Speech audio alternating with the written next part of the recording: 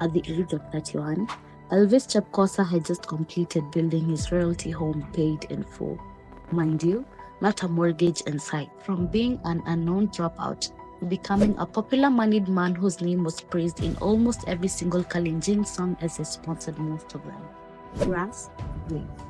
At one point, as Elvis set off to Bomet with his best pal and associate Muge, unknown men who were tailing their car opened fire at them as they approached Larry, Kiambu County. At that moment, the two were kidnapped. Nobody knows their whereabouts till date.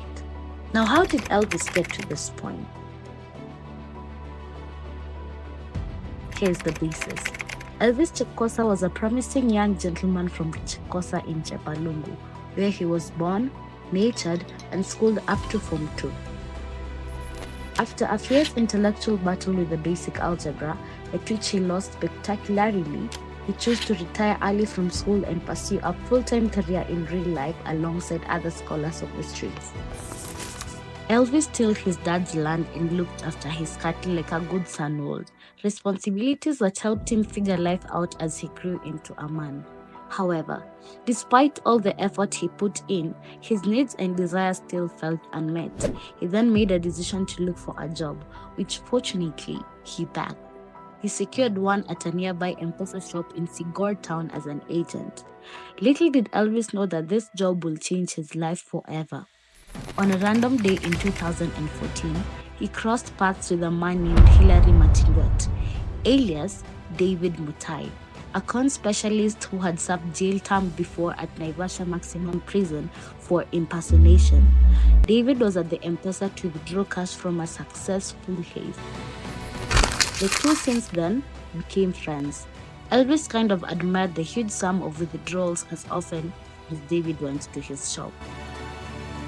What later led to the formation of the Mulot Gang. Wananchi wa Kericho tumeweza kunasa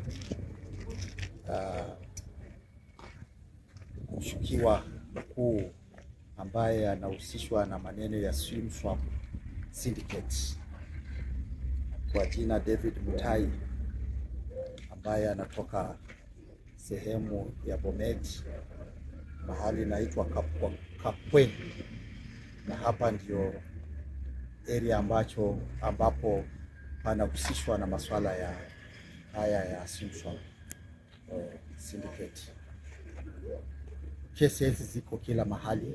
David effectively taught Elvis how to perform phishing, short for voice phishing, a fraudulent practice where they'd call a victim purporting to be bank representatives then, in a sly manner, lead the victims to revealing their personal data and credentials. They then use it to perform their fraudulent stunts. David learned phishing in prison and had to put it into practice upon his release. This is around 2013 at the comfort of his home. At the time, Kenya had just tapped into digital space. Not so many people were into tech savvy. With his personal assistant by his side, the two meant business. And not too long into the venture, victims were already reporting cases to both the police station and online. At the age of 22, he generously sponsored events, built an empirical crib, bought booties for the boys, and arrogantly displayed every other act of opulence you'd imagine. The pressure, as you'd expect, led to his peers asking to join in.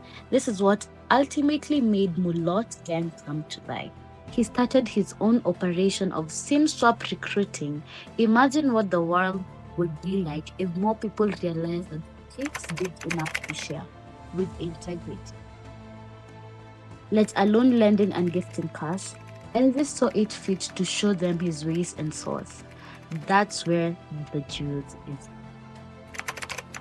Dominic Kipngeno, also known as Hilary Muge, was among his first students and a close ally for that one. And like his boss, Dominic hated discretion. He just couldn't resist the urge to flaunt. After all, they're only reaping where they sow. They drank, dressed, and drove the best machines in the world. Since Elvis Chepkosa's name was frequently mentioned by the Kalenjin superstars he'd been spoiling and sponsoring, he massively garnered popularity. It could be what led him to pursue politics in 2022. His boss, David, was also running for an MCA position in the same year. This, however, turned out to be the biggest fault as it exposed them big time. Ironically, their political competitors kept talking of how shady they are. Isn't politics itself shadier? This led to the DCI looking keenly into what they do for DA. In December 2022, the grandmasters of SIM swap sorcery were finally unmasked. Definitely, not by the brilliant detective work, but because they got a little too greedy and pinched 941,000 Kenyan shillings from a globe-trotting MP.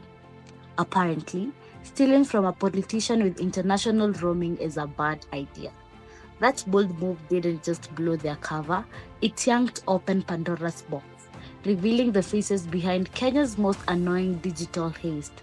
Turns out the swim swap syndicate wasn't made of hackers in hoodies hoarding basements.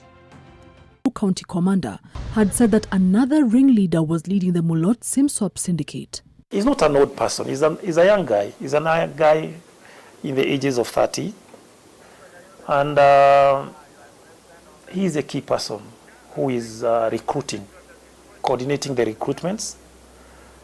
He recruits young boys to operate as agents outside here, and at the same time infiltrating the company employees for purpose of getting these critical data. Mwanzo, who was also a victim of SimSwap fraud in May 2022, argued that collusion between rogue company officials and scammers was the driving point behind the theft that saw him lose over 500,000 shillings. What surprised me most is how these fraudsters are able to get and reach that critical information. So to the conclusion is that this is a crime which cannot succeed without an element of collusion. Luckily, they were released after gracing a few pounds, relocating their hustle to Nairobi, like it was just a branch expansion. Nairobi cops weren't buying the rebrand though. They got nabbed again, this time for robbery with violence. You'd think that would stick, right? Wrong. They slipped through the cracks once more. But fate doesn't take bribes. On the 5th of December 2024, they vanished. Allegedly, they got abducted, gone, just like airtime after a suspicious text miss.